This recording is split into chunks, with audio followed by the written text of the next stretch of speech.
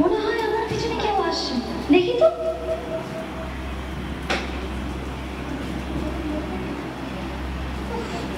বিরক্ত, আমি এখন কি করবো? এই লোকটা এখন আমার পিছনে আসছে, মহা মুশকিল তো।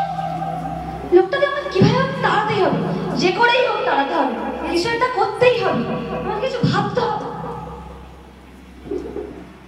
মেয়েটাকে এতবার ইশারা করছি, তবুও মেয়েটা আমাকে পাত্তাই দিচ্ছে না। যে মেয়েটাকে কিভাবে লাগে আনবে, তাহলে কি আমাকে অন্য কিছু করতে হবে? উফ উফ, ও পেয়েছি। ও ভোলার বাবা, এসো, তোমাদের ধান খাচ্ছে। বলতে এসো।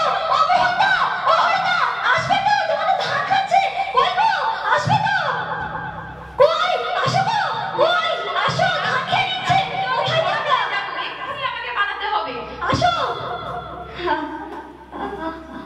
দেখলে তো কেমন ভাই চলে গেল? তোমাদের সকলকেই বলছি, এরকম রাস্তাঘাটে যখন তখন যার সাথে যখন খুশি যা এসে হতে পারে, এরকম বিপদ তোমাদের মধ্যেও আসতে পারে। তাই সকল বোনদের উদ্দেশ্যে আমি বলছি, নিজের উপস্থিত বুদ্ধিকে কাজে লাগিয়ে নিজের রক্ষা নিজেকেই করতে হবে, নিজের স্বয়ং সম্পূর্ণ হতে হবে, নিজের বুদ্ধিকে কাজে লাগাতে হবে। নমস্কার।